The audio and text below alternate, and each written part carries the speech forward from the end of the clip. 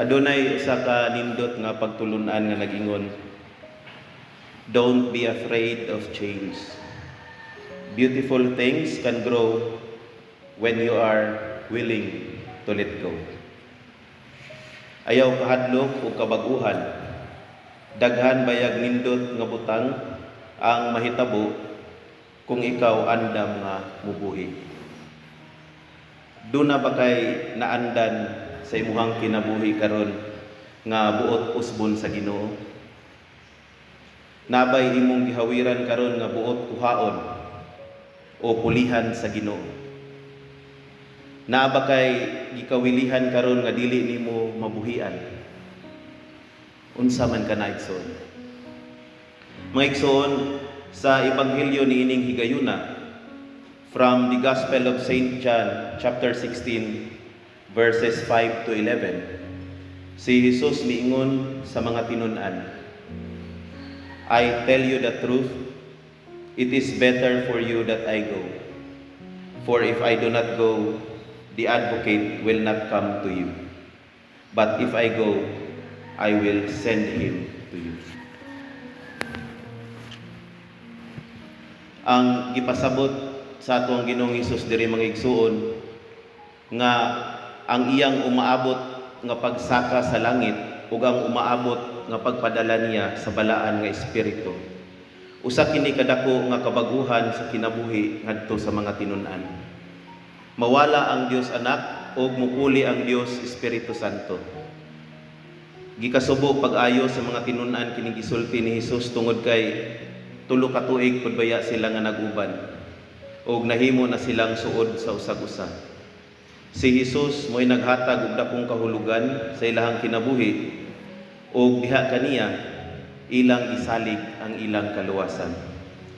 Ang maong kasubo nagsumikad kini sa kakulang sa pagsabot. Ang wala nila masabti mao nga si Jesus dili mangyud hingpit nga mawala kanila. Mausab lamang ang hulagway sa iyang presensya uban kanila. Ang Espiritu Santo mauna ang bag-o ug mas lapad nga presensya sa Dios diha sa iyahang katawhan. It is better for you that I go. Nganong mas makaayo man sa mga tinun-an nga si Jesus mugikan. Tungod kay matod pa niya sa iyahang pagbiya, iyang ipadala kanilang Espiritu Santo, the advocate ug ang magtatabang. Ang Espiritu Santo maong magdala sa presensya sa Dios sa tanang tao ug sa tanang dapit sa kalibutan. Samtang kaniadto, ang Dios nakikuban sa pipila lamang ka mga tao ug sa pipila lamang kahigayon. Karon siya makikuban kanato bisan asa ug bisan kanusa pinaagi sa balaang espiritu.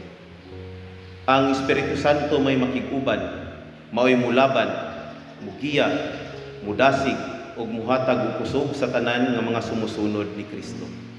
Busa mga igsoon, kining maong kausaban makaayo, dili makadaot sa mga tinun-an.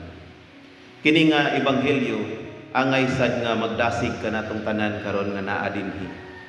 Matag karon ug unya adunay mga butang ug mga tawo nga mawala kanato. Adunay mga butang o mga tawo nga kuhaon gikan kanato. In life, we have to deal with certain necessary changes and losses. Losses that are unavoidable and that sometimes part of God's plan for us. Usahay kuhaon gikan kanato ang atong mga kabtangan, ato ang trabaho, ato ang negosyo. Usahay pod ang mawala nato mao nga atong mga higala, atong igsuon o kaha ato ang hinigugma.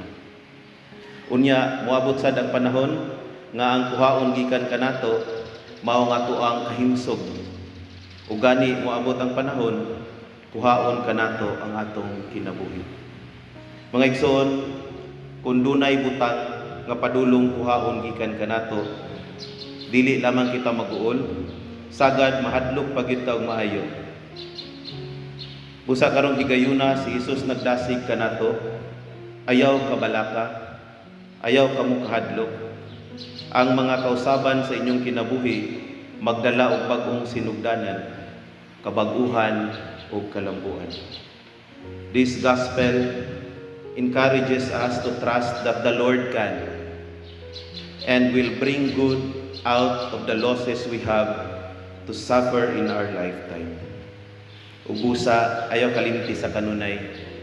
Don't be afraid of change.